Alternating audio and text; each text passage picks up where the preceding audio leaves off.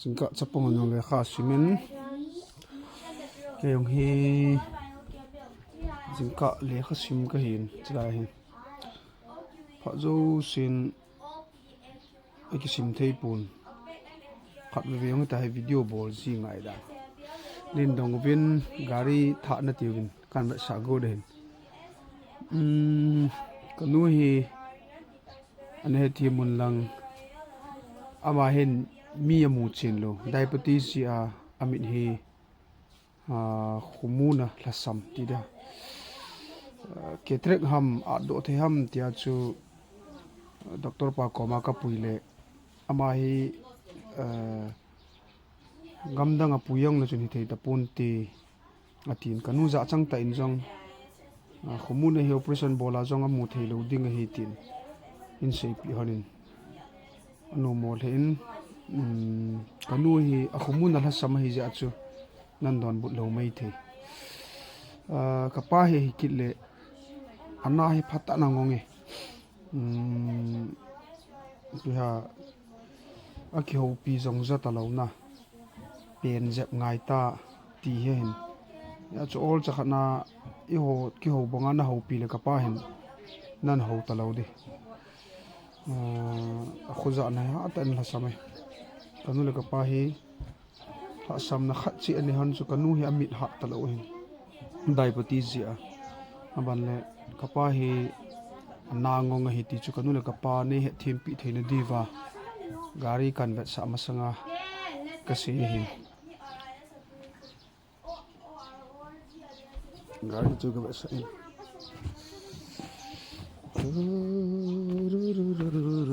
ka in yong hi tu la he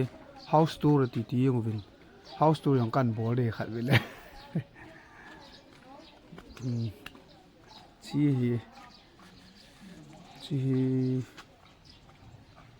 hin kanu la pa zonga ve sitan gari bein aki thei pun ni chun gari angai tai chu kina ngai ti jong leng pathini nei pi lo le hoya ka kila de hamna chu hin chiga tha hi plastic avamana beule police hoti dham ana khol ha pi na wa he ha anungum dan ti da ni chu hin hi ti hi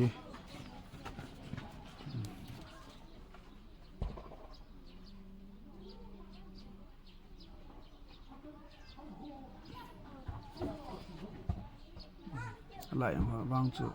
room light cho hỏi bị hi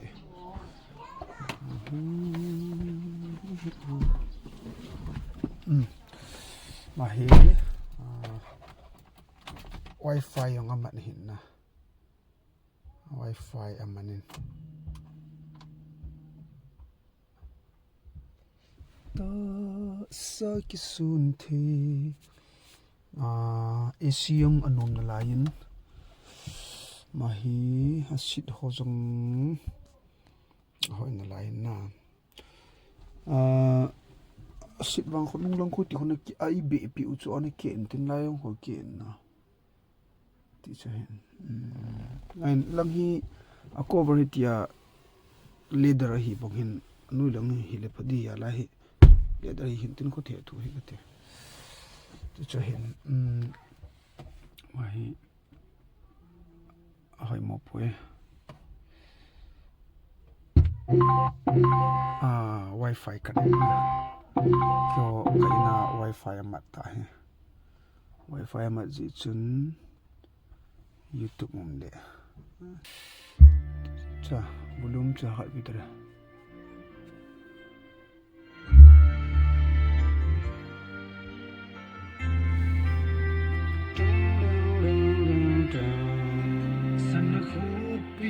cái gì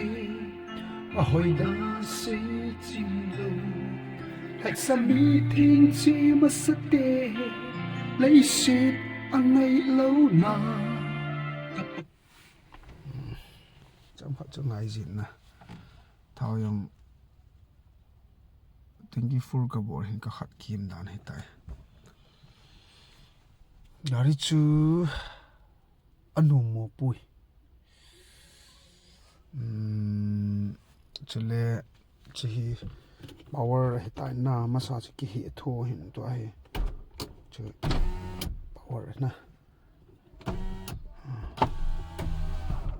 masa sang ang chu nom jep ti na he tai gari hi gari chung chang thua gari hi chipoma hi mi ka tu hi tain chia hen neo khan sen amasa alto LXi chu 2009 model rahin hi chi hi le 2021 model kum som wala ki hi a hin as kalung si gari hi lai khumin hi pi tai gam pha jang nga re ta he layang pha ya nga a ta he gam pha jang nga ren lung hal sa le lung sit sa dam serin lang na pute man cha phata hong hiyo gam pha jang cha nga ai tan musa auto LXi chu a hoi mo be pun agin jong a thipin chule hat jong a hat in ban ting le lin jong a lin in na chi sang hin lin in a koi ne yong hi tu hin a thol jebin ama sai LXi 2009 model pa ka nga chun mun hi a lo je me a lin in mi yong a tam dolin chule hat jong hat in agin jong a thipin amo a kum chu hen wal ta chule a light ho jong hoi zo talo ti hi bera ne khat an bol hi tan thing ta se ding a chu nu te in ha lo kon le na ding in nanga tabang ka de an tiu le patin thil gun khat yong in den amo chu pi thiding in hungum ne hi le hi chi to ki tu chat ma chun hi chi to ka to na gari hi ka usei boy te ni ti chu tu chung YouTube amasa vlog a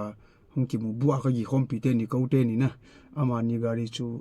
ha la thiding in hungum ne hi le kila aying tango antin to ki to chat chun gari cho la ding ke ayong ala ding hungumin kin jong ka kila pe ding hungumin gari ki nei ki ti hi cham cha cha sin lo wa ki yong hi thel workshop a ki to lu jong le ki nga la jing hi tabang khat hin a ki nei phun phat chun a hial mo pe ding a hungum pa hi sin na lui pa jam la khada ka pi hi kin gari ka chu ho hi aman ti a koi man ACP lo hin ti chu mi ngai lut na ka changin ka ki pain no khalanin comment ai pin se yong leo chun kazinu ko ma ka sei chu film yong chu biet atam jep lo le bui hin ke ya hi biet hlom na lai he ka ti jin ya mi ngai lut na tam zon ka changin ka sei do nom chu chi chun gari ma sa yong chu lak khat la ke a anazu hin hi jong kin gari ka hol het pha na nei pa chun la khan hong kilo o ta ip hin kin jong akang ho ka khialin ipi ho tam pi sim thei ka simin hi chun kum khat ka tol hin hiang le 2009 model engine tip chat na lai chu adei cha la khat le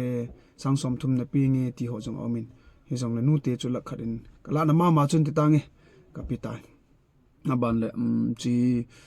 ko se boy te ni chun lak ni ding in ati hanin na yang le gari alui pa man la khat chu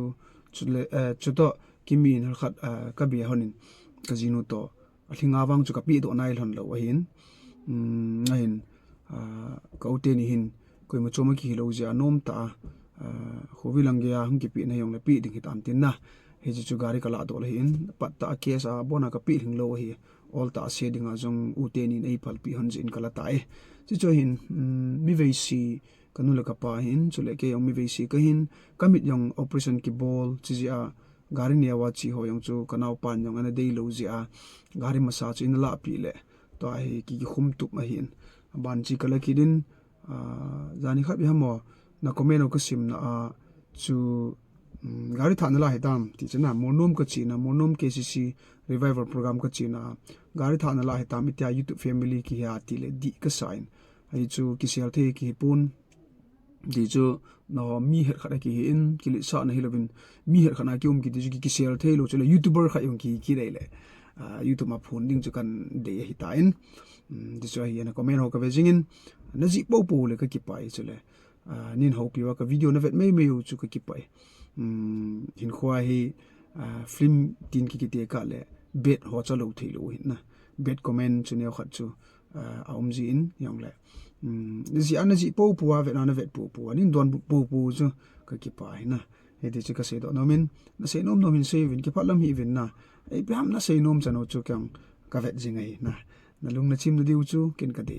dem tan dem van ho na lung naw chim ding le kin kho pui chang chu ka do ding ka vet ding na ka ki pa tho wei no lung na chim na ding a chu comment na bol diu na vet diu na se diu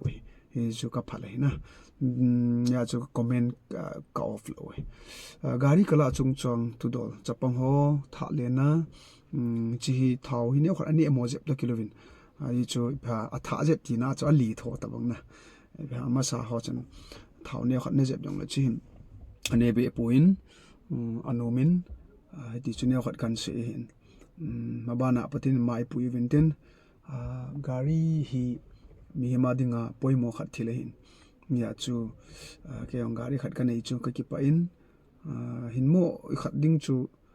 pha ka bol man lo ti dam ka ki sai moin ke yong ya chu pha revival program ka china chu cham cha video kan bol le ya chu hong zaw le comment na